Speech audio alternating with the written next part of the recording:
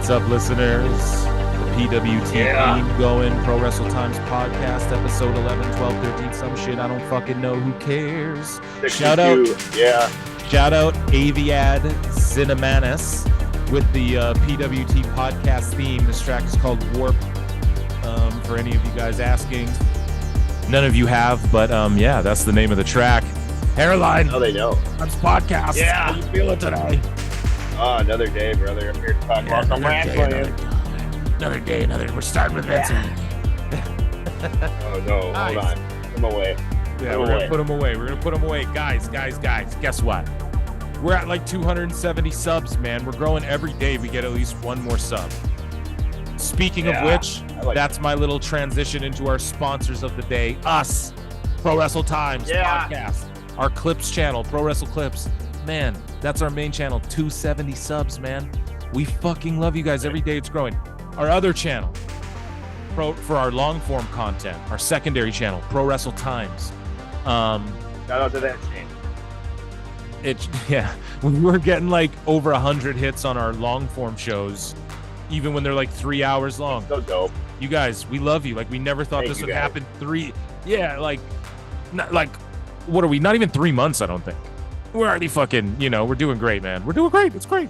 So thank you guys. Thank you for the love and support. Consider checking out our Patreon, or if you don't want to do that, if you just want to support with a little scratch. Hey, listen, they should check out the Patreon. Well, you should. / Pro Wrestle Times. That's the only way you can check it out. Check it out, at least look at it, and if you see some shit you like, and you get early access and downloads, and like you get all the thumbnails and the artwork I make, you can download it all. Do whatever you want. Make it look goofy and make fun of us. So whatever you want to do. Listen, guys. Discord coming soon. Listen, guys. We're going to do a new segment on this show where 5v5, where every few couple shows, Hairline and I are going to rank, my 5 favorite wrestlers of all time, his favorite 5 wrestlers of all time, my favorite 5 matches of all time, his favorite 5 matches, my favorite 5 WrestleMania music performances, his 5 favorite WrestleMania. We're just going to come at you with like these little lists. We're going to start doing We're not starting it this show. We probably won't do it next episode, but just be looking out for that in future episodes. Another thing, we got guests coming, man. Joey Romano, Searchy guy, he's going to come hop on the show some point, hopefully this month. He's a busy cat, though, but he's in the office. Yeah, we'll catch him. He'll drop some hot news. He'll drop some actually, no, we'll save that for a second because I'm ripping off Conan there. I'm stealing Conan's gimmick there. But speaking of Conan, Billy Body reached out to us and said he would love to come on the show. And so we're going to have Billy Body on our show. We're going to set it up here. And also, we are going to get, I think Hairline has a deathmatch wrestler in the near future who will be willing to perhaps come talk some shit about deathmatch with us, because as you guys know, we love covering deathmatch wrestling on our show. Purely speculation. Purely speculative. And lastly, our last plug and our last announcement. So basically what we decided is at 1,000 subscribers on YouTube, we're allowed to go live. That's when we're allowed to start doing a live show, which is that's like our goal, is like doing a live shows. And so on Pro Wrestle Clips on YouTube, at Pro Wrestle Clips, go check us out. Give us a subscribe. At 1,000 subscribers, we'll do a live show. We'll do once a week, a weekly show where, like, I'm just making up some shit, but like Wednesday at this time, we'll be live watching shit. We'll do live stream pay-per-views and watch them with you guys. We're going to do all that shit. Don't worry. Yeah, we're going to do that shit, pal. And maybe we'll start Twitch soon, but Hairline and I aren't big on the Twitch. But Hairline's like a brilliant animator, so we're going to like bring you guys little sketches of animations and shit. Yeah, and that's what we got coming for you guys, man. And yeah, guys, if you really want to support... It's just complicated, man. We need a team for Twitch stuff. We really do. And all the work your boys be putting in, both of us, but I mean, goddamn, Hairline knows your boy be making thumbnails, clipping clips and uploading, and it's a lot of shit. And it's a 2-man team. It's just us. So if you want to support us, there is a support link down in there. Consider throwing a scratch. You guys, outside off pod, to give you a little personal, your boy Phil, I'm my own boss. Okay. I make my own money. I make my own hours in life. doing this show can take away from, oh, I could be doing this and making money on this other time. But I'm passionate about this, which you guys know. That's why you listen to the show. And I love this shit. And I want, and Hairline knows this too. Like, fucking almost 10 years ago, I was like, Hairline, we need to be doing a podcast. And he's like, oh, whatever, man. Now podcasts are like the biggest shit ever. And I was like, we need a wrestling podcast. We used to have a whole different name. We won't even get into that because we tried it for a bit there. But years later, we're doing it. And so I'm my own goddamn boss, but you throwing Skrilla means I can do this more and more and more. Like, I would love to do less of that shit and do more of this.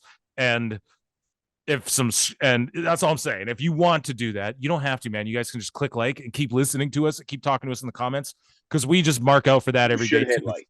Yeah. When we wake up and we see fucking all these comments, man, we geek out and we laugh and we're like, bro, are you kidding me? This is awesome. Like, people love. Yeah, man. People think we're awesome for just talking. Like, we just talk this shit in the DMs. All these when I do Vince McMahon, yeah, I do it way worse than Hairline's DMs. You guys should fucking hear the rants I go off and the impressions I do in this guy's DMs or off pod.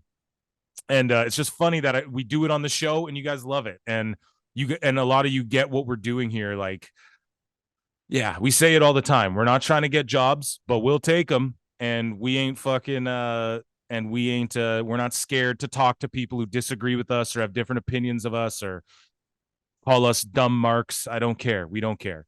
And yeah, we just look forward to continually bringing you guys a great, great, great show. Hairline, speaking of great shows, New Japan, fucking Forbidden Door, AEW, whatever. That show's coming up right away. People are, got some heat, huh? Yeah, people are tweeting out on Twitter, Sonata versus Jericho will make Sonata a household name, or it'll make him a top guy with American fans. And I tweeted out responding to that, like, you guys, the only American fans that are watching the Forbidden Door already know who Sonata is. Are you guys fucking kidding me? So, and then that just made people mad. But it's funny how these people just come up with shit like, how the fuck does wrestling one match against Jericho on a fucking literal Mark pay-per-view, where the other day people were yelling me down, basically telling me, no, this is a Mark pay-per-view. Fuck you. Fuck casuals, right? But you're going to tell me that Sonata is going to become a top guy over as a top guy in America. Like, it's just these people just want their cake and to eat it too, Like I said, man, I can't wait to do the omnibus of you ranting against Twitter. But yeah, man, I don't know. It's like every week they got a different excuse for like justifying why you're wrong and they're right and just all Mark shit. Right. And I was telling you off pod, I criticized the WWE draft, and off pod, you were to me too. You're like, dude, the draft's dead. They fucked it up. And off pod, I was like, dude, the draft, like, it's so goofy. They just ruined it. It's not even, like, they don't care about it anymore. I said that same shit on Twitter and said it was goofy. They're saying Charlotte's going to win the belt. I'm like, that's fucking goofy. Like, you can't beat Asuka already. Crickets. No one goes, dumb fucking AEW fucking Mark, blah, blah, blah.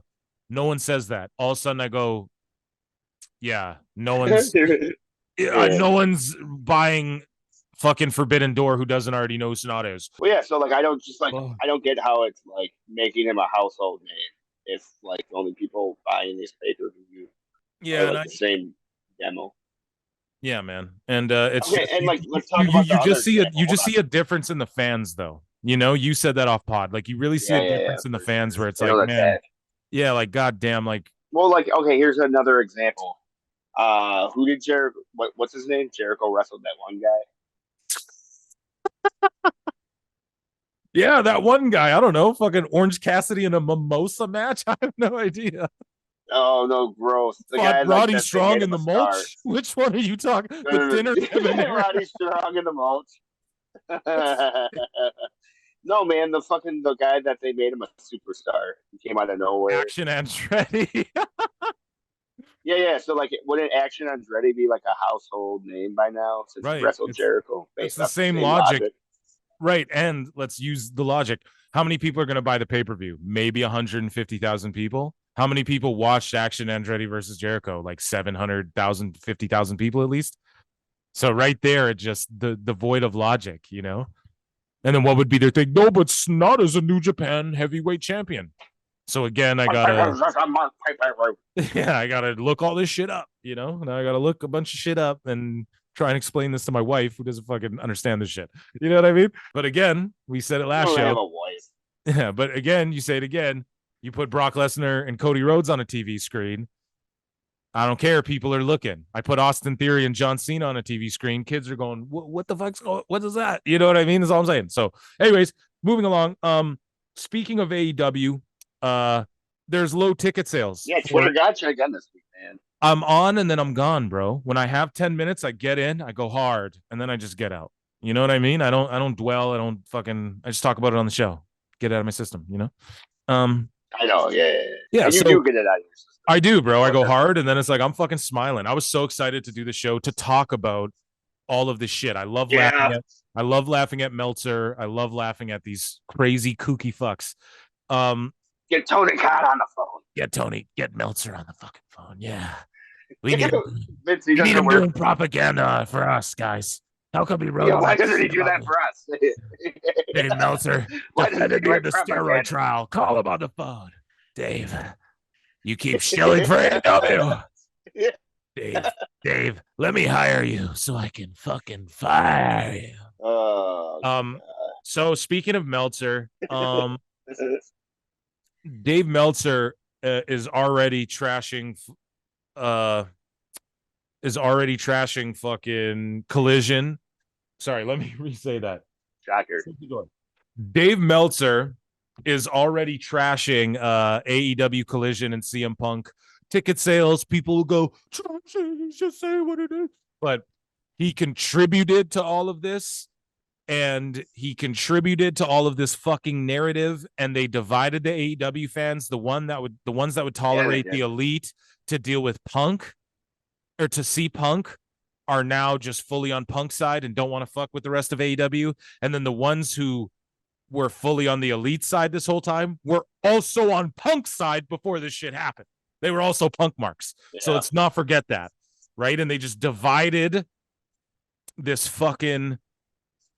Dave just put a whole trail of messy bedroom in between the fucking all this news, all this shit, controlling this narrative. Shout out EC3. And Jim Cornette has a little clip here. I just want to play a little snippet of him and Brian talking about the low ticket sales for I would love to talk about Jim Cornette. I better not use any of his same lines. Collision is coming to a city near me, and the ticket sales are fucking abysmal. The ticket sales in my hometown for Dynamite are awful, and they're not the worst, but like there's hundreds of tickets left, like next to the ramp, and the tickets are so expensive, man, to where it's like you can't come here your first ever time and gouge people like this. Anyways, though, Meltzer, people are going to say Meltzer's not trashing, but he's already going out there and saying Punk is a draw in Chicago, but other places it's like, really, it doesn't have to do with the fact that before you announced Punk came back and before you announced the United Center that you did a show. Like, they already have a show in Chicago that has over 6,000 tickets sold. So all those people, like, now, but they don't get Punk. They get Kenny and those guys. And now the United Center, minute, a week out, gets 2 weeks out or whatever, gets Punk, and the ticket sales aren't doing great after he hasn't been on TV for a year, and you guys have been burying him for a fucking year. It's just such a bunch of dummies. It's just dummy. They hate the wrestling business. Tony. Meltzer hates wrestling. He hates wrestling. He hates it. No, he doesn't. He loves Japanese wrestling. No. He likes wrestling moves. He doesn't like the wrestling business. He's done more to contribute to the detriment of the wrestling business than he has done to elevate the wrestling business. Facts. Yeah, he's also done less to fucking clean his room. So should I play you some Cornette here and just kind of briefly? I would love for you to do that. Yeah. That would be excellent. Yeah. Is it the drive-through or the experience? Before, and you brought up Dave Meltzer. Something Dave Meltzer recently talked about. A lot of listeners have sent this in. I have a quote here from his Wrestling Observer radio show. They're bad. Talking about, excuse me. Punk has been moving tickets in Chicago, but not in other places. Not in Toronto, which is not a good sign because Toronto is one of the greatest markets in North America. They sold out Forbidden Door. And let me stop right there. So in Toronto, first off, you're doing a TV show there, and you're doing the fucking Forbidden Door there. How many mark wrestling, like, okay, how many tickets you think you're going to sell running 2 nights in 1 week in Toronto when your main shits tickets, do you get what I'm, bro? They're oversaturating themselves. How many fucking Mark Wrestling fans you think are going to come to the New Japan show and show up to this show no one's going to watch on TV that you guys don't care about after Punk's been off TV for a year when you're running the city twice in the same week? Like, what does Tony Khan think is going to happen? I mean, yeah, hit play. The fingers, in the snap of the fingers, in a snap of the fingers, excuse me. And then for the Collision show, there's still under 2,000 tickets at the Scotiabank Arena. I was told ahead of time that Regina and Saskatoon. Yeah, born. That's where I was born, Saskatoon, Saskatchewan. Yeah. You fucking Mark. Shout out to fucking Knives. Those are closed. Switchblades, yeah. Good weather very much. They head out of town and they go to the lake and stuff. They head out of town. If you live in Saskatoon and you town, where do you end up? Can you confirm that? Confirm. So it's absolutely true. We have tons of summer it's absolutely true. We have tons of summer festivals, and it's very cold and rainy in Saskatoon and shit. And so when people get a chance, they just head out to the lake. Like, people literally live at the lake as much as they can. It's literally exactly what this guy emailed them. Like, it's like people don't. I love it. You know, as on the come up, like off pod, whatever, I've promoted events, I've ran venues, I've performed events, things like this. And not wrestling, but even in like kayfabe, brother. Yeah, kayfabe, even in music and other shit, it's the same thing. Like, you'll see, like, if there's like a certain festivals going on or something, or if it's just like a certain long weekend where people want to get out to the lake and shit, you will see like the concerts suffer and stuff like that. It's not just AEW. So oh shit. Yeah, it's just okay. I get what you're saying. Yeah, what a dummy. So I might make a few towns in Canada or something, right? I'm thinking, like, you know, I'd love to see that Owen Hart. PWT side. There's gonna be one. You're gonna see. But if I show the layouts, if I show you the layouts for some of these Canadian venues, man, you just see how they're blocked off and all the empty seats, and you're just like, shit.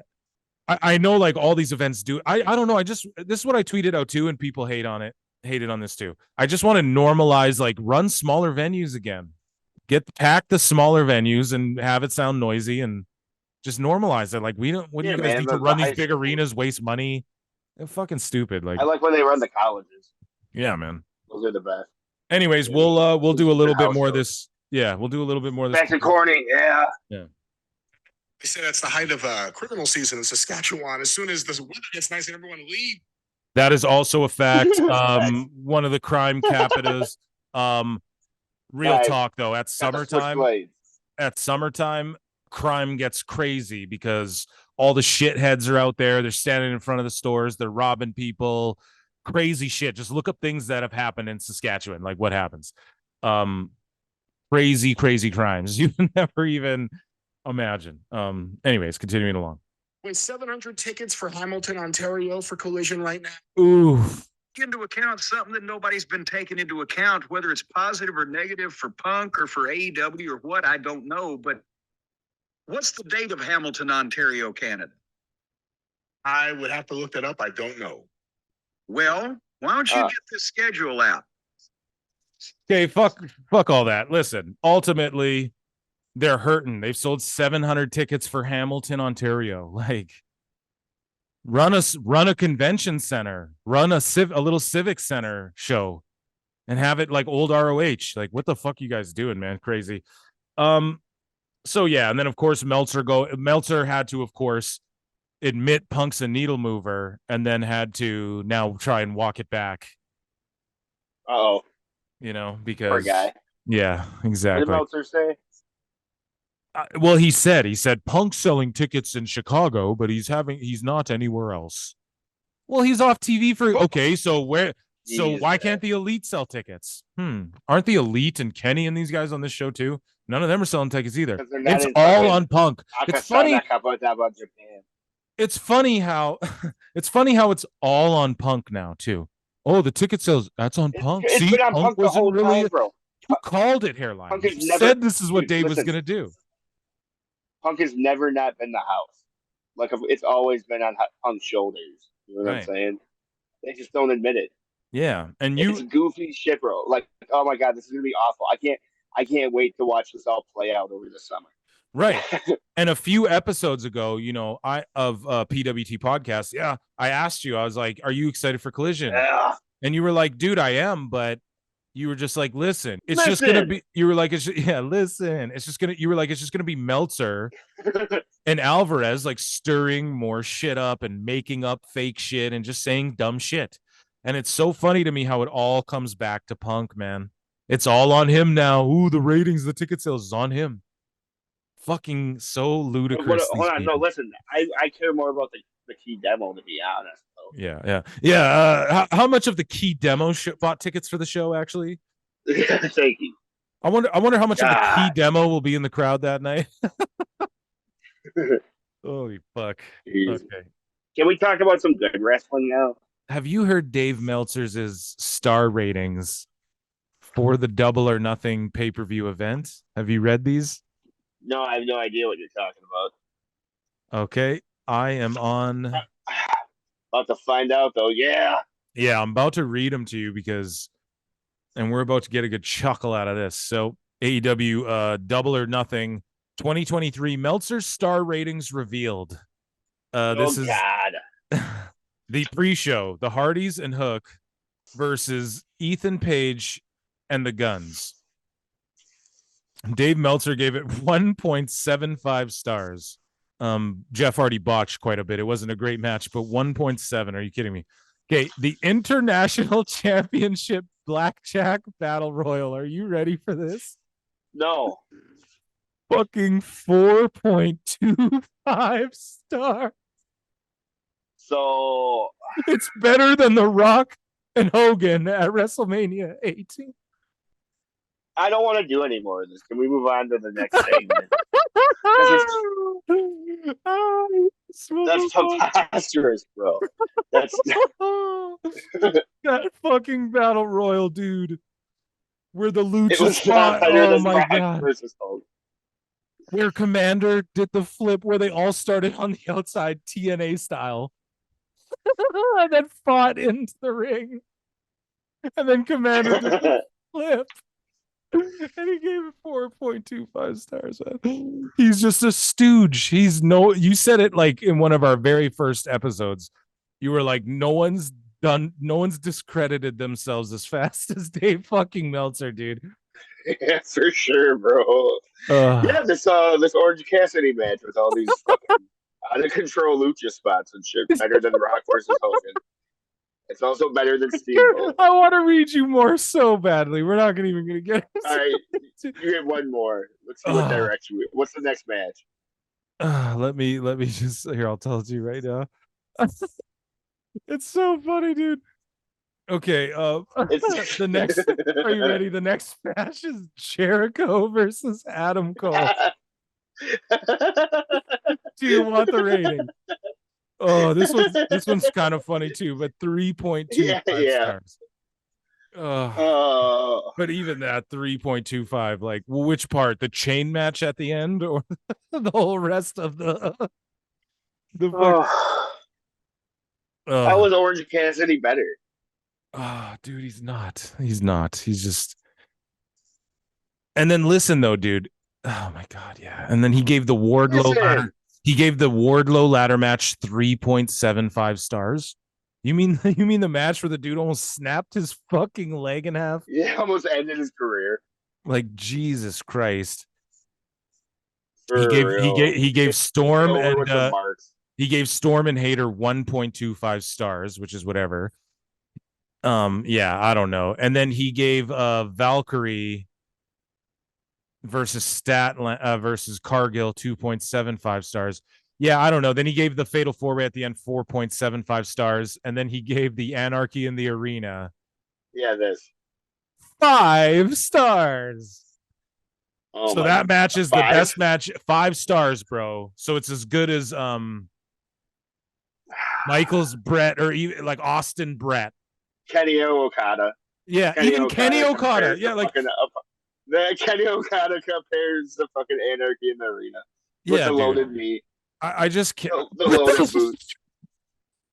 Loading food. Someone said it too on a podcast. They were like, I can't remember what I was listening to, but they said it so eloquently. They're like, dude, they're like, you just showed us the last episode of Dynamite. Like, where do you go from a exploding boot to the face that melts Moxley's face off? And then you can't go anywhere from that. An exploding boot. Like, and then Moxley is on the next episode of Dynamite 3 days later, no selling, no bandage, no burns, no scars, fucking jobbing a team out with fucking Wheeler Yuta. Yep. It's just like Plumber of the Year. Booker of the Year. Plumber of the Year. No, I said Plumber of the Year. Dude, I get such a good laugh out of it, you know? Okay. It's awful. So our boy Roosh got heat for beating the fuck out of Jungle Boy and no selling him. He got heat in real life. Hairline. Roosh has heat right now because when Roosh wrestled Jungle Boy a week or so ago, remember how he no-sold Jungle Boy shit like he should have, and he beat the fuck out of Jungle Boy? Like real put a licking on him. He has heat now, and he's Andrade. They sent him to fucking Collision with Andrade. Because of that, no selling Jungle Boy for doing what he's supposed to do. Right, no shit, for doing what he's supposed to do. For doing psychology in wrestling, he gets fucking punished.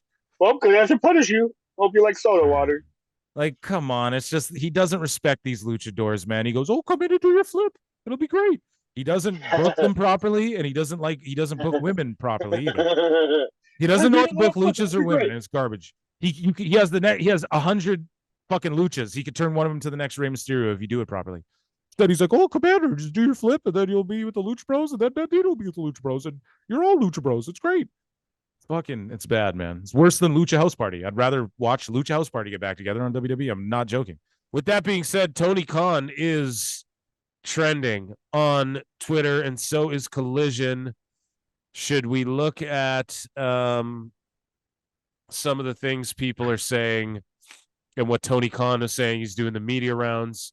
This is taken from the Pollock and from the John Pollock and Brandon Thurston show. Shout out John Pollock. He was on the Fight Network in Canada. Yeah, when I was growing up. So Tony Khan says in an interview with them, quote, "I want to create a distinct show with a distinct identity, and I really believe we can do that with AEW Collision." Well, you're goddamn right, because the fucking talent you have on that show are a lot different than the ones you're keeping on top. Is it?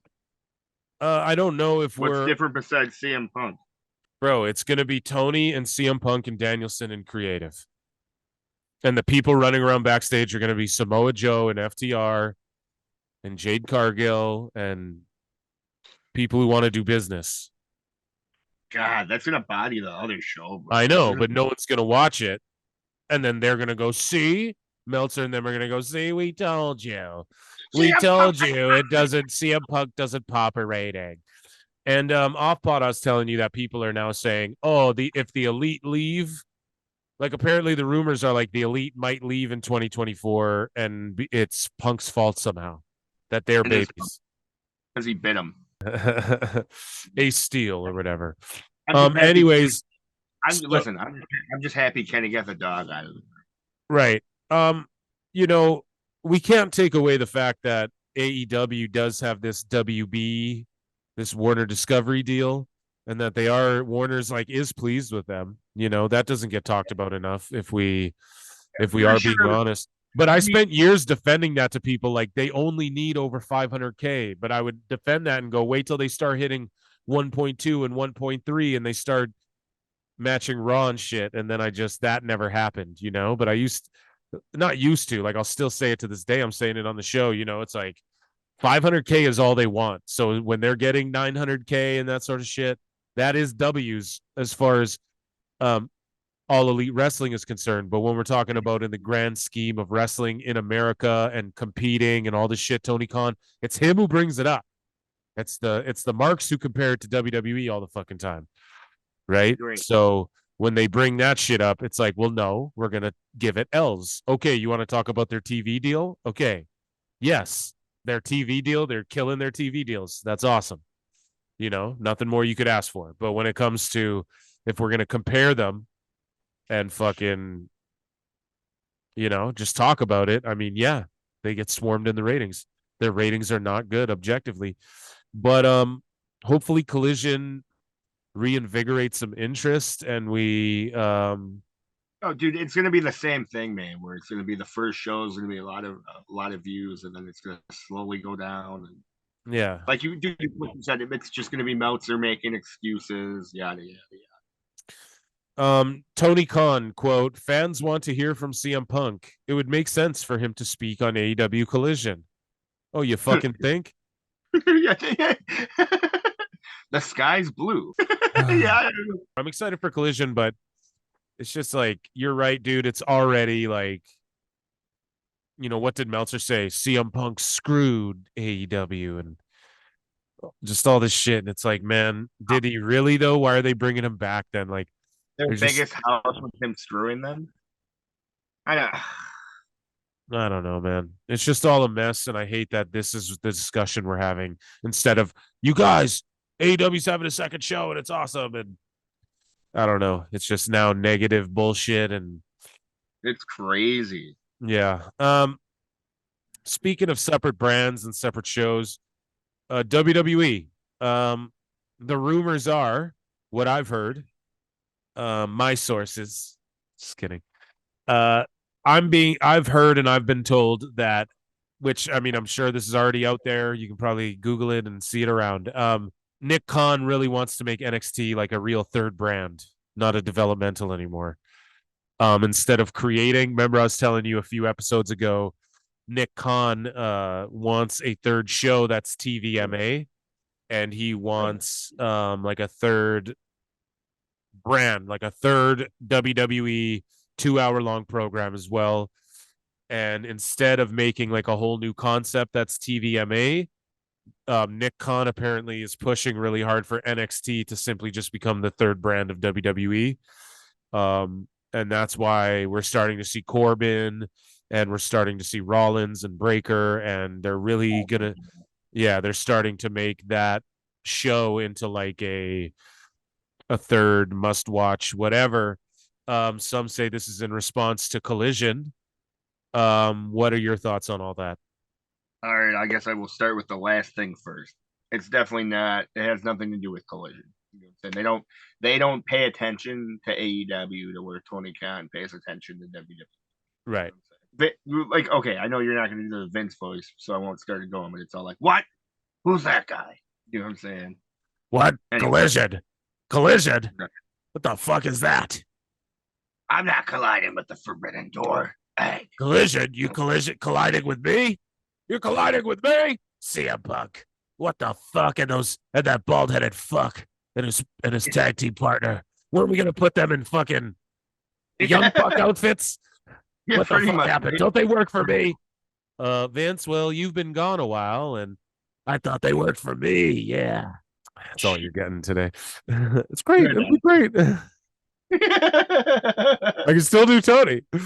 Right. Mr. Khan, there's a call on line 1. It's Mr. McMahon. What? He's just marking out. Oh my god! Oh my god! Yeah. Khan, get Khan on the phone. What? No. Jericho. Oh shit! Dude, the cans. Yeah, I got an idea. Someone get Chris Jericho on the phone. Yeah, no, don't. I've got an idea, Chris. Tell me about it, Vince. Yeah, we're gonna start a cruise. Yeah, we're gonna do a cruise, WWE Cruise Line. Yeah, there'll be a bunch of podcasts.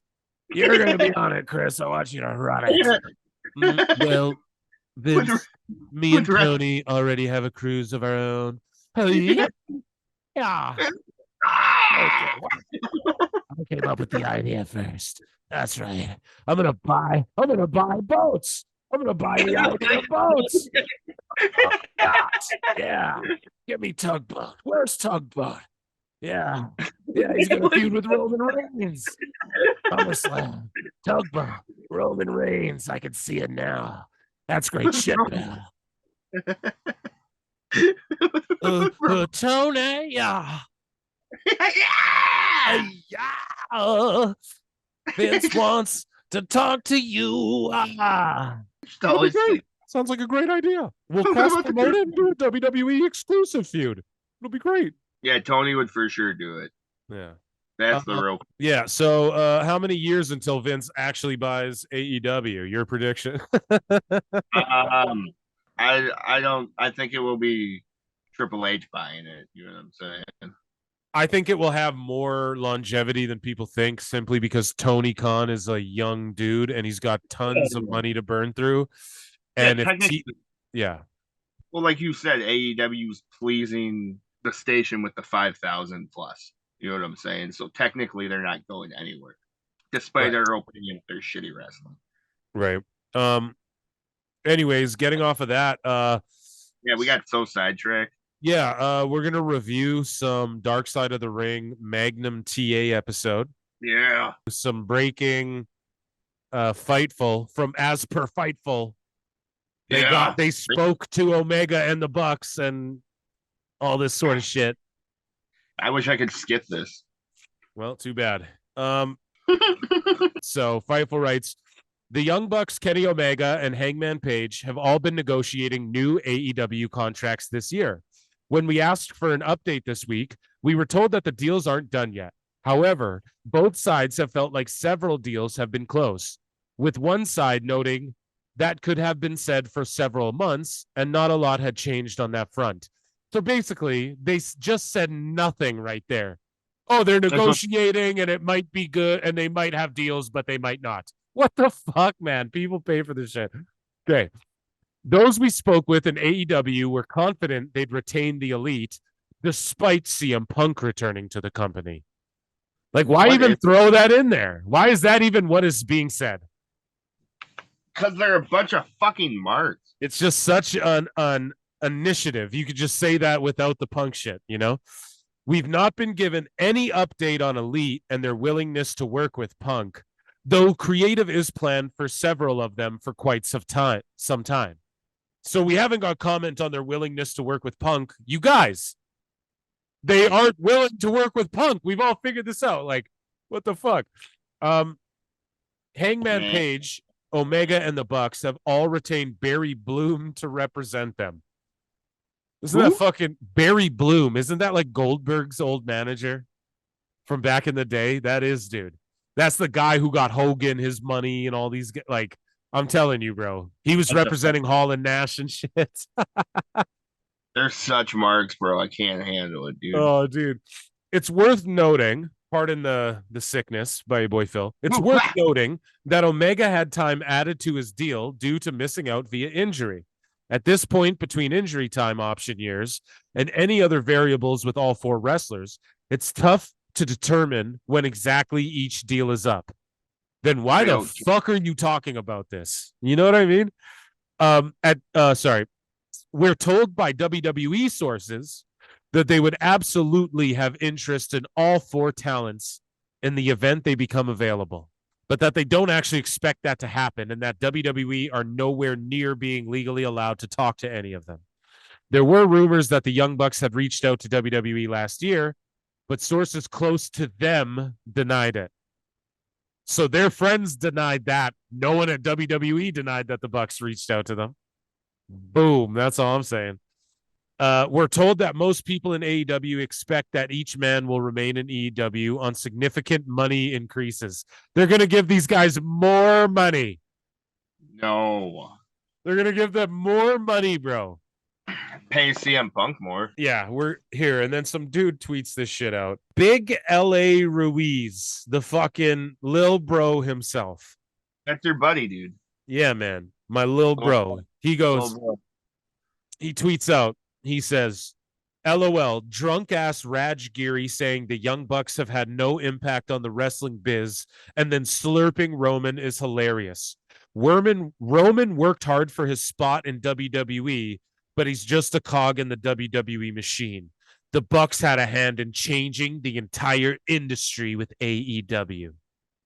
What did they change? This is what I wrote. How did they change the industry? They found a rich guy to give them and their friends tons of money, then hotshotted every gimmick match possible and ostracized others from the business, all while drawing the exact same ratings for AEW as when they are not on the show. Boom. Yeah, nailed it, dude. And that's the fucking point, man. These guys, when the Bucks are on the show, the ratings don't spike. When the Bucks aren't on the show, the ratings don't spike. Like, whether those two guys are on the show or not, there's absolutely zero impact on the ratings. Period. Point blank, period. Or the houses. So what did they really do? They took executive vice president jobs and then ruined it for other people who are trying to take this business seriously when their whole motto is, yeah, killing the business, bro. Can we talk about WWE now? Yeah, on NXT, we brought up the third brand. We've seen Corbin there, Rollins there, Ali's down there. They're going to start establishing that show.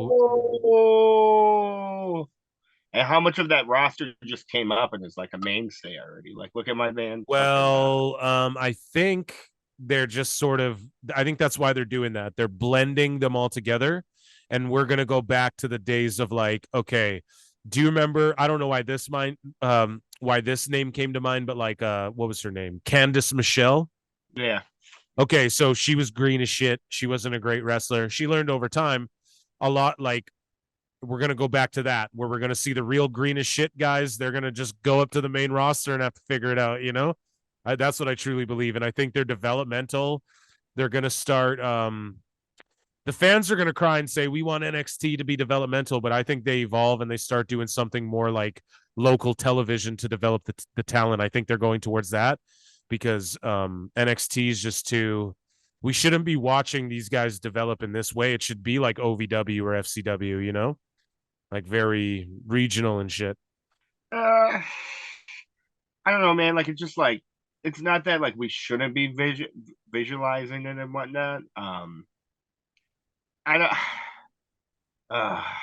don't want to say you're wrong, you know what I'm saying? Because like I get what you're saying as far as like basic old territory structure and whatnot, but like I think a third brand is important, but also like, you know, a training ground is also good. So right, but that training ground has become, it's no longer a training ground. What it is, well, it is, but to the fickle fans, NXT's become Carmelo Hayes is the future. Call him up right now. Grayson Waller is blah, blah, blah. And then now that Grayson Waller's on SmackDown, everyone's like, fuck this guy. Oh, is this what he was doing in NXT? Like, just put them behind closed doors. None of us knew about the prototype and John Cena. We didn't know about any of that. We didn't know about Leviathan. We're marks who got to learn about that on the internet in hindsight. We didn't know about it at the time. We didn't get to watch it on TV. When I saw Cena the first time, I went, who the fuck is this guy? He's jacked, and I don't like his fucking baby face fucking attitude. And then he had a good match with Angle, and you go, damn, this guy's kind of over. And then they built him up. I wasn't sitting there going, well, remember in NXT, blah, blah, blah, blah, blah. People didn't know about that. People didn't know Roman Reigns really before he got to the main roster. No, I didn't know about the Shield and shit. I'd heard, you know, it's funny. I had heard about Tyler Black, obviously, and I had heard about John Moxley, both of those guys before I saw them as Shield and WWE. But that being said, I didn't know, like, you just didn't know that shit. You didn't know Big Show worked a match with Lesnar and Benji. Like, you know, you didn't know they were a tag team. You just saw Brock and was like, who the fuck is this animal? It's the same way they hit Braun Strowman. Braun Strowman's the last guy who came on television where my fucking jaw hit the floor the first time I saw him. Like, I haven't seen anybody like that in a long time, because I never. Now, yeah, he was one of Adam Rose's little backup dancer guys. I didn't realize that. I didn't notice that. So the first time I saw Braun, I shit my pants, and then Pete and like everyone, even you said it. Everyone was like, "Yeah, Triple H kept him like a rank secret. You know, it was very secretive." That's how their developmental needs to be. But you can't just erase NXT and its lineage and its history. So you you make NXT, you elevate it to the third brand, and then once they elevate it to the third brand, what is it still developmental? No, they can't do that anymore. We said it. Nick Khan wants it to be like SmackDown level show or Raw level show. So they can't do that anymore. So the developmental, quote unquote, is going to be behind closed doors again, some regional broadcasts. Don't be shocked if they tap into who's running at OVW right now. No. That's what I mean. Like, don't be shocked if they tap into or they build some other school, or they bring Florida Championship Wrestling back. Don't be shocked, man. And they don't put it on the network. They'll put it all in there in hindsight. You know, you can currently watch OVW on Amazon Prime. Right. But that's current OVW you're talking about? Yeah. But they're not well, shout out OVW now, Snow, but they're also not a developmental anymore. Now, of course, you could say, well, any indie or whatever is a develop, but OVW is a regional indie. If they elevate NXT, where do they develop talent? They're not just going to go, no, we're not developing anymore. Come from the indies. They're not going to do that. They're going to still do, like, there's nothing more valuable than getting those fuckers in gimmicks in front of live crowds and in front of cameras, right? So yeah, how do they do that if NXT is the same as SmackDown? That's not what you're doing anymore. So what you're going to have to do is my belief is they're going to start another federation behind closed doors. We won't hear about it. The smarkiest of smarks who are in the crowd will leak the shit to Twitter, and no one will pay attention to it. And it'll be this underground indie thing. And that's what it's going to be. And that's where Gable Steveson and all these fucking guys will go to learn now. And they'll still train at the PC, all that. But NXT will become like a touring around show.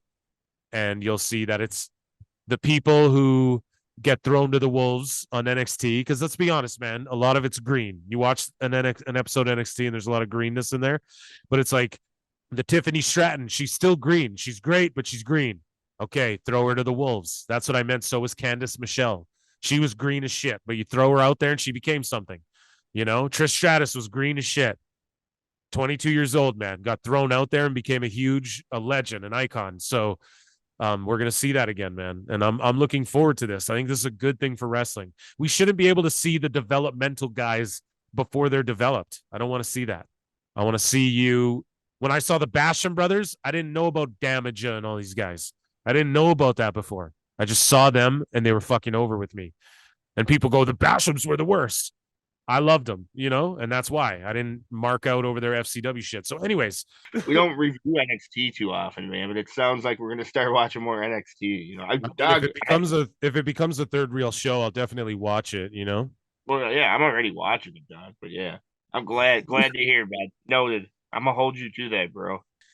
Also, on Twitter, somebody criticized Seth Rollins and was like, bunch of title defenses, goes 50-50 with people, none of them mean anything, blah blah blah blah blah.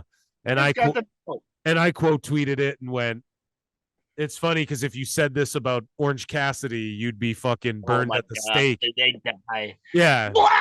You'd be hung, dude. But he has more defenses than Roman does in 3 years. Yeah.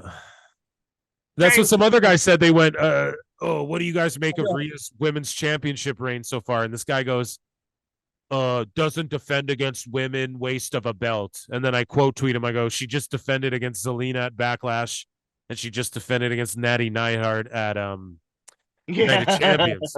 And then he goes, oh, one chick, my bad. It's like, I just said two. Are you trying to like say one of them's a dude? Like, now what are you doing? You know, like now you're just being like disparaging towards Natty Neidhart or something. I don't get what you're doing, but fuck you. You know, you're a goof. You want to talk about some Dark Side of the Ring, Hairline? Yeah. Hairline and I had the pleasure of watching Dark Side of the Ring again.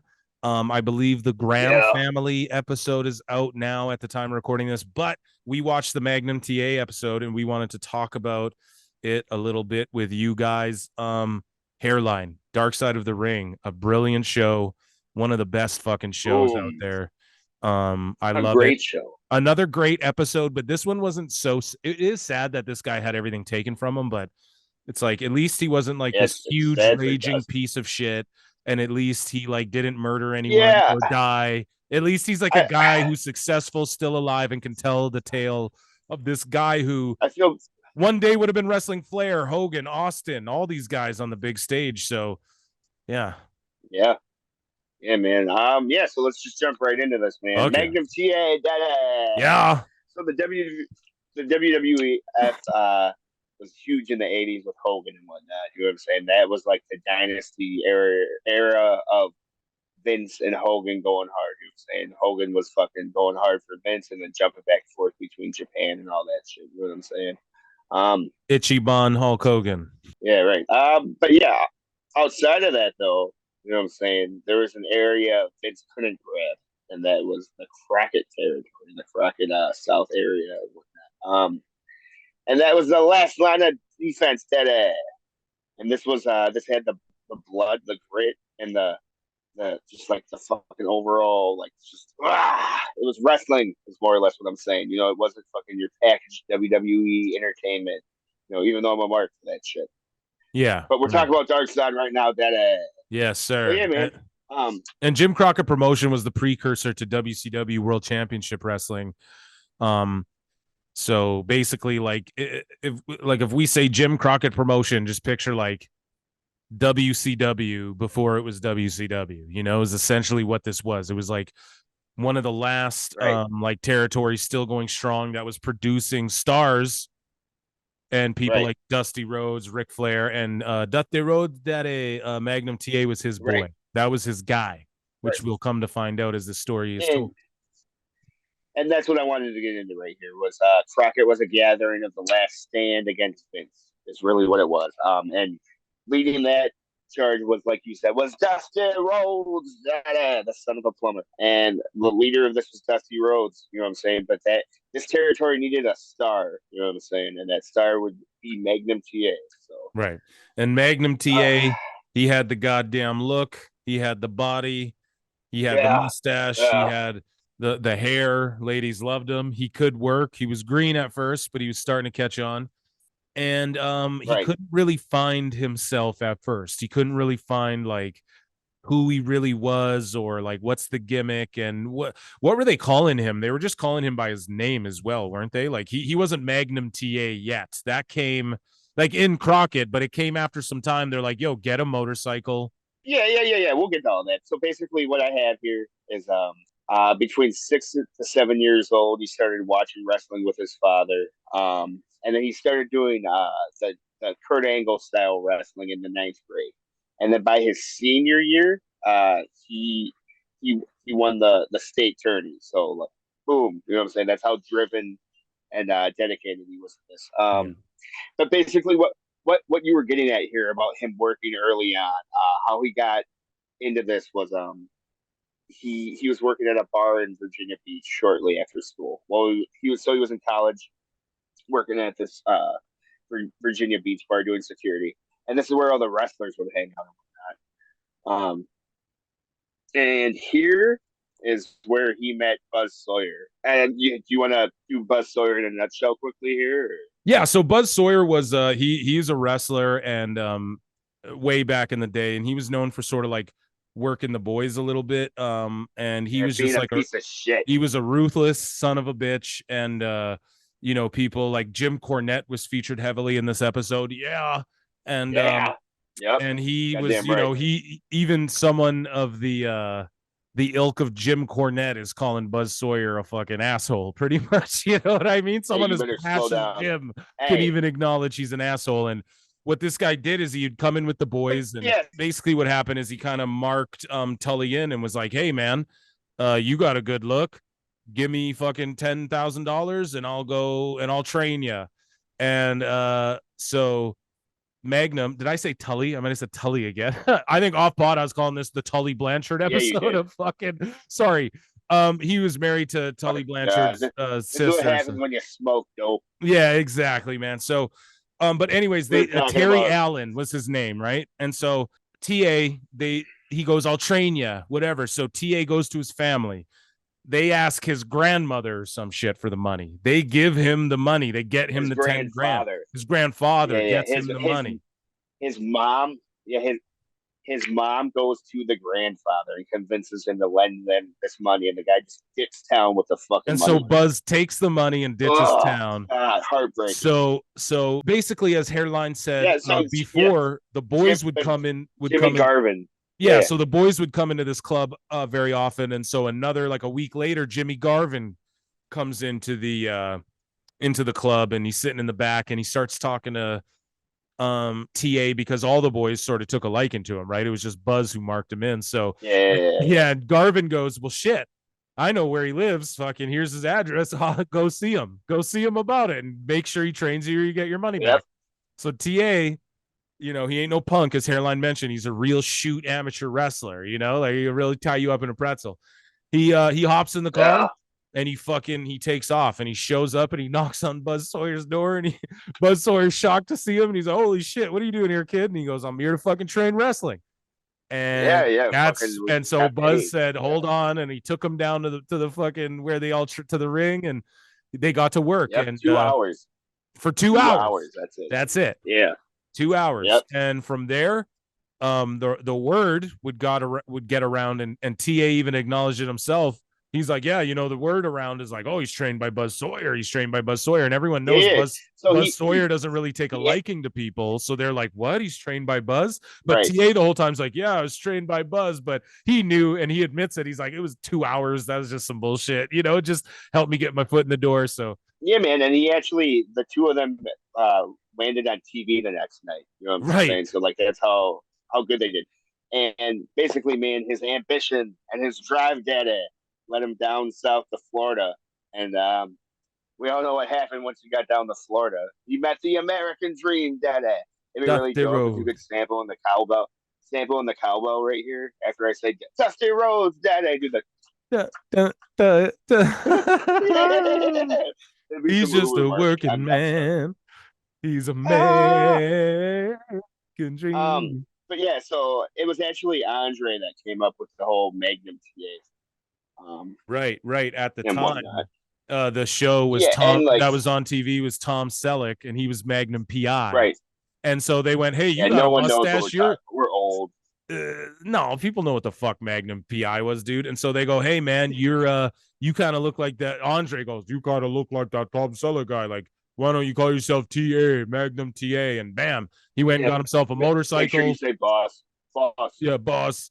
Blue jeans. He got a motorcycle. He started hanging out with Hell's Angels and stuff like Dusty. that. And that was Dusty. Yeah, Dusty was get you a motorcycle, daddy.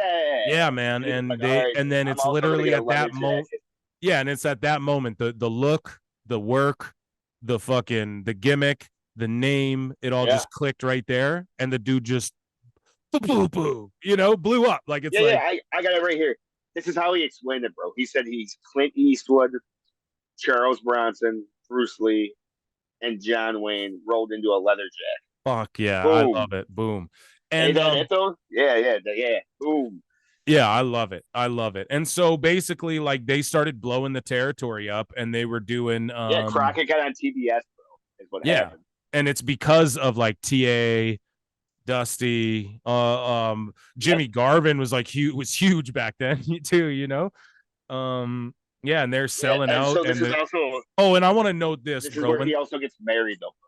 Right, and this ties into what I just wanted to say as well. So also, you got to bear in mind at this time, there's no social media, there's no OnlyFans. You can't just get a DM in your fucking DM, and you got a boyfriend now.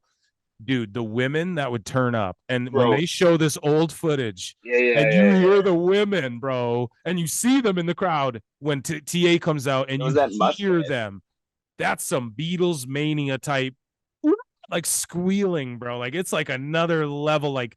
Yeah, Flair had the ladies in that, but the dudes were cheering for him too. Magnum had the ladies in a way where, like, dude, they were just watch the episode, man. You hear the crowds, you hear the footage, and you see the women in the crowd, and they're fainting.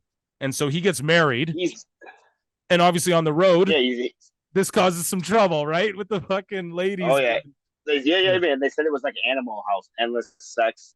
And that him himself was a sex icon. You know what I'm saying? It's basically what you said, man. Vito was mania. Like he was like the lead singer of Van Halen. You know what I'm saying? It's that kind of shit, bro. But yeah, it was like basically like his wife. They had his ex-wife on there, and she said like she was going through his shit, and she found photos. She found a letter with photos, a letter from one of the girls with photos of Magnum with the girl, and and she realized, oh, that's not my handbag. Right, and it's all like, wow, Jesus Christ. You couldn't tell it wasn't you by the girl in the photo. It was the handbag. Yeah, it was the handbag that gave, like, what kind of shit was she on where she didn't recognize her own self other than from a handbag? Yeah, no shit, Christ. Bro. Oh my God. So yeah, man, as he's taking off as the sex icon that friggin' fucking Koloff, Kozlov, whatever fucking you want to break him down quickly to the listeners? So Koloff was a big dude from like fucking Minnesota or Wisconsin or some shit, wasn't he? He wasn't even from Minnesota, bud. Minnesota. So that's where Fred Favre, you fucking backstab son of a bitch. Continue.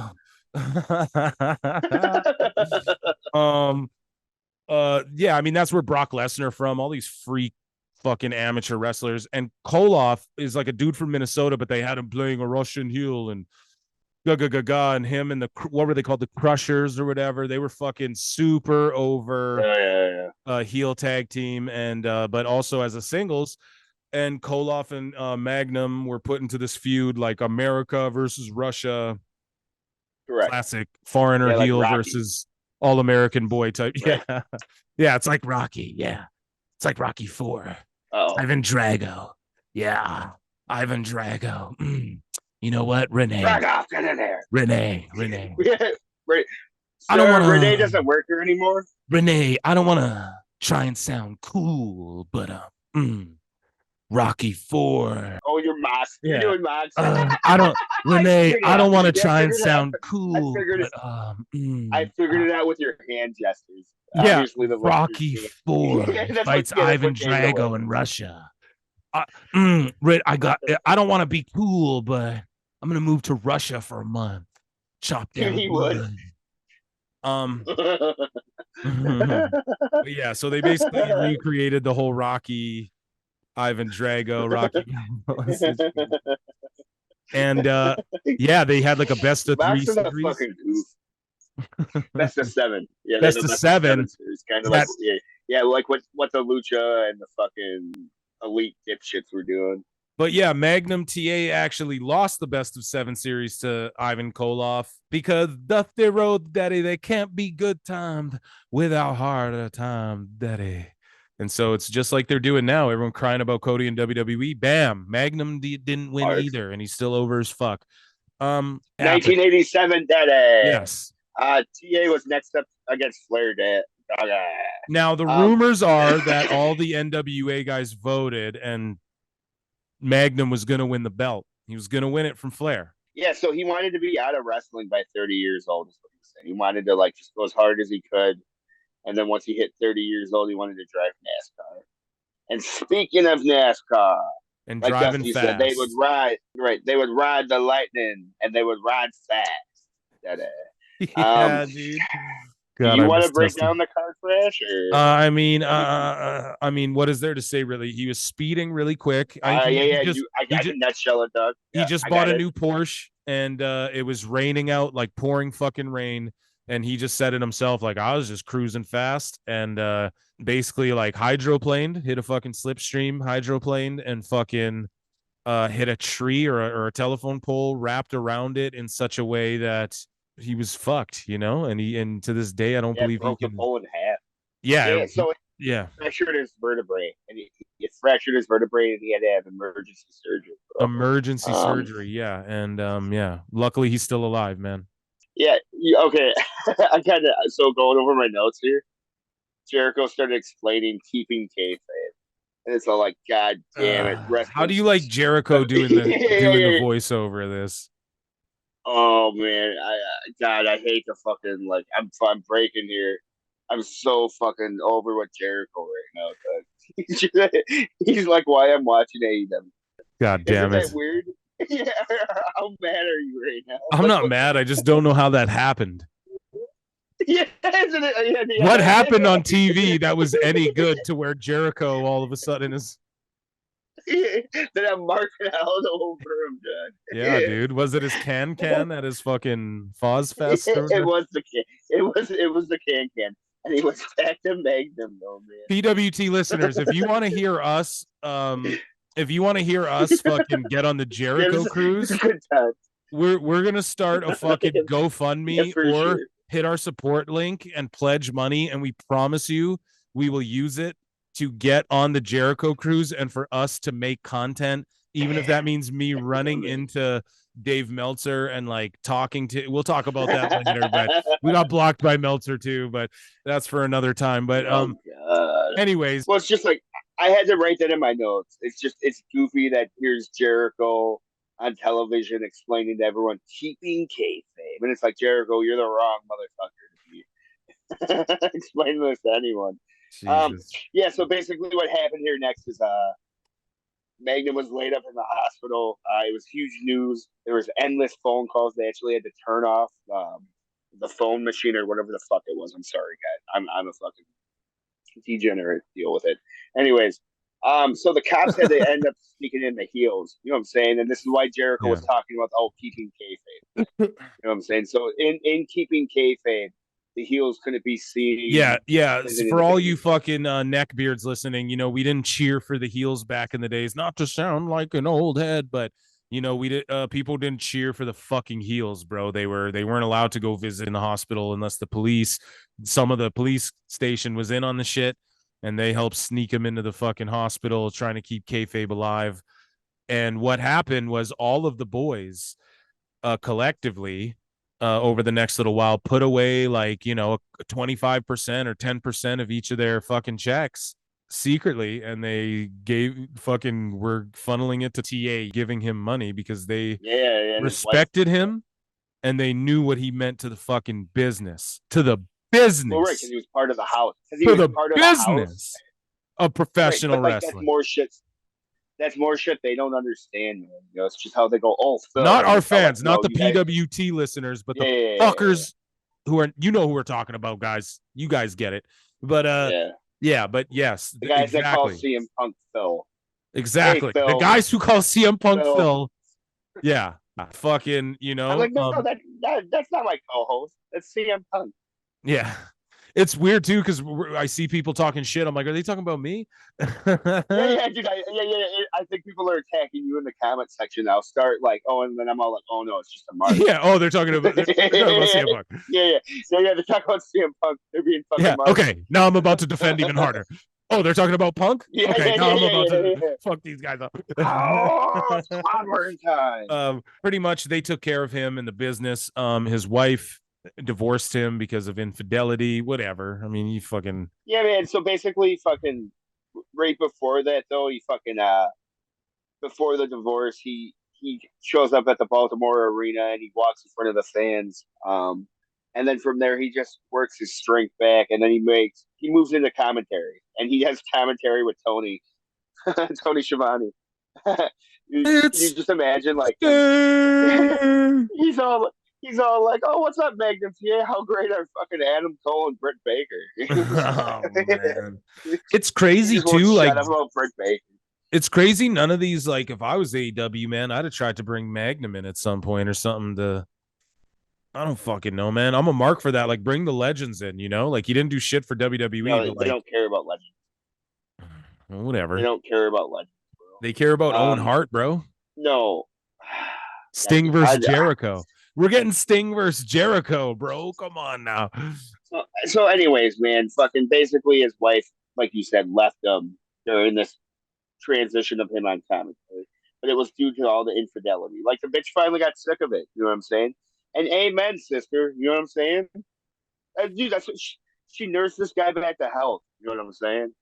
Yeah, for sure, Jesus. man. Yeah, Yeah, I man. It's mean, like how we were talking about fucking Laronitis cheated on his cancer-ridden fucking fellow yeah, that's mother. that's kind Yeah, man. that's It's just true. That so is true. rank, bro. It's I the guess if same we do the shit, bro. double standard, So yeah. yeah, Doug. But yeah, man. So basically, fucking, he leaves wrestling, and like you were saying, man, he finds life outside of wrestling. You know. Yeah. And he Um, got super and successful that, outside of wrestling, man. He's made tons of money. yeah, man. And during his divorce with his whole wife, he found a new wife and a new love. You know, and they're like, this wasn't it, man. You know, maybe the car crash was meant to happen. You know, That's what I I mean. don't know. But Yeah, exactly. boom, And yeah, that's the Magnum T.A.'s fucking story, bro. You know, yeah, fucking, man. And I what he guess, did say is that he said he took the same work ethic and the same mentality he approached wrestling yes, with, and he just yes, applied it yes, to something else. And it just goes to show you guys, right. like, And you can literally have everything in the world taken away from you, but if you apply yourself, you find something you're passionate about, you work hard at it, you take time to hone your skill, hone your craft, and you really put your all into something. I mean, he got successful again, yeah, daddy. preach, And this was the lesson. right, This was the Dusty Rhodes lesson right, right here. Hard times make hard men, daddy. And you can't reach the right, top if you exactly. don't hit rock bottom, if you don't know what rock bottom looks like. And he hit rock bottom again, and he overcame again. And this is a very, usually when I leave Dark Side of the Ring, I leave thinking about life and death and what am I gonna Yeah, it do feels like gross. when I'm on my My stomach deathbed, hurts. and goddamn, like, oh man, some of these people that I just loved and adored, and you see this other side of them, and you're like, this one left me like happy, motivated, like, fuck yeah, at least he's still here. He's still here to tell the story. And I it's felt bad sad for what his we wife. didn't get to see, but like, what's the worst thing he did? Oh, he cheated on his wife. Like, okay, it's not the most egregious That thing we've sucks, seen though, on man. Right, but bro, out of all the things on Dark Side, He was pretty distraught, though. sure. For sure. It wasn't. But of Right, it all the wasn't. things we've seen Right, it on wasn't. Dark Side, Yeah, yeah. he's not Right, it Chris wasn't child Benoit. You murder. know what I mean? Right, Like, yeah. It wasn't. It wasn't child murder or asking a fucking, someone that works for the airplane service to like jerk you Bruiser off. Brody episode scarred me for Yeah, life. yeah. This Right, episode, yeah. Or fucking Jimmy Snuka fucking fighting officers' dogs. You know or what I'm like saying? the British Bulldog episode, man. Like the Dave, Yeah. Oh my, dude, the that was a rough one. dude, Bro. that was That one tough, fucked man. me Because I up. idolized that That guy, was and look at all the fucking wrestlers who fuck. idolize that guy. You know what I mean? And Yeah. Chris Benoit, bro. yeah, dude. And that one there, like, I've met Chris Benoit, shook the man's hand and stuff, and just I know lots of people have, but as a Canadian who Yeah. he's god damn, it's like that one was like really fucked for me, dude. Him and Eddie were my two all-timers. Like, they're my two favorite wrestlers, like, maybe almost ever. If I had to stack it up, it's Eddie and Benoit, I feel like. So I know, like, if we were to do a top 5 matches, I think that match between fucking, like, remember that triple threat at WrestleMania? of course, like the Benoit back and of my Triple hand, H. WrestleMania 20 was Yeah. Okay, to me, WrestleMania 20 yeah. is the second or third greatest WrestleMania of all time, in my opinion. Yeah, fuck yeah. Right, yeah. The Cena versus Big Show. Yeah. Yeah, I think it's like 17, for 18, sure, man. 19, 20. Those 4 are like my 4 Yeah. almost all-timers to me, just for my era, where I was at as in my life, my wrestling fandom. But yeah, guys, that was Dark Side, and the Graham family episode, which will be juicy. I think it's already out at the time of our recording, but we'll be talking about it on maybe not the next show, but the show after, or something like that. Yeah, it's coming up. We've been giving you guys a bunch of time. Dude, this is a long fucking that clip for fucking Dark Side. This will be like 30 minutes, dog. Yeah, man, it was a good episode, and we love Magnum. We got to show them that love. So, yeah, guys, that was Dark Side. So I think is that the show for this lovely week? You want to talk about this week? Did we plug this week's sponsors? Probably at the top of the show, but either way, they sponsor us. So, Hairline, just in case, we can talk about our handsome sponsors. Yeah, they're very handsome, very attractive, and very attractive. very attractive. Yeah. Yeah. Very, look, they're so handsome. You should probably hit the subscribe button. Yeah, they're so smart and cool and funny and handsome that you should hit the subscribe button and maybe check out our Patreons. Speaking of that Patreon, yeah, and speaking of Patreon and the reason I say our is because our sponsors are us, PWT, Pro Wrestle Times Podcast, Pro Wrestle Times, just in general. We do more than podcasts. I said we do. So check us out on YouTube at Pro Wrestle Times on YouTube. Check us out on Twitter, Instagram at Pro Wrestle Times on Twitter and Instagram. Our main channel, Pro Wrestle Clips on YouTube. We're also on Rumble. If you guys like alternative tech or whatever, everything we upload to YouTube is all on Rumble. Yeah, dude, we should do a Rumble exclusive show here or there. I'm thinking to build an audience there, and we call it the Royal Rumble. Maybe I'm a dumb mark, but either way, so we'll review. We'll review a Rumble. Yeah, maybe we'll do them all. Maybe we'll do them all in order, and that'll be a Rumble exclusive. Hey, no one steal that fucking idea, or we'll sue you like the Bucks did to Punk.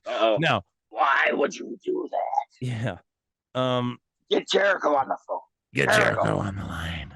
You can't podcast. Yeah. Dusty, where's Magnum? Sir. Yes, sir. Dusty's dead. What? What? When the fuck did that happen? Somebody get Magnum T.A. I need him for a Legends match. We want to induct him. He's never been in a WWF ring before. Yeah. We're going to put him in a Legends match against Jake the Snake. Wasn't Jake the Snake on this dark side? Yeah. Well, no, what he said. Did they ever wrestle? Jake the Snake. What he said is this is what's left of Jake the Snake. Oh God. Has Jake ever wrestled Magnum T.A.? Were they ever even friends? I don't know. He came in for one scene and then was gone the whole rest of the episode. Like, why was he there? Yeah, it just seems like he was because he was a talking head, man. It's the who same did thing he work? He worked somebody out of money for that fucking spot right there, for sure. Well, no, I'm sure there's just shit they were like, you know what I'm saying? Like, so how this works is like the guys have so many episodes planned out. You know what I'm saying? Like when they go to see Corny, you know what I'm saying? Corny's not just talking about the one thing. You know? Yeah, no, I know how they do it, motherfucker. Well, I'm sure. Yeah. Yeah, I'm sorry. Yeah, I don't only produce videos and am a film editor. Let's take the show home. Yeah, we're getting off the fucking rails here. Okay, guys, check us out everywhere. Check out our Patreon. Consider supporting us. Discord coming soon. All the hysteria. Yeah, we need to make shirts. Yeah, we need shirts. Hey, look out for a Meltzer Fears Pro Wrestle Time sign somewhere on a Dynamite sometime soon. That's all I'll say. Yeah. For Pro Wrestle Times Podcast, I'm Phil. Take it all. He's Hairline. Yeah. Thank you guys. Hey, thanks for listening, man. Thank you so much. Every day we're growing. We love you. Peace. I like my hair.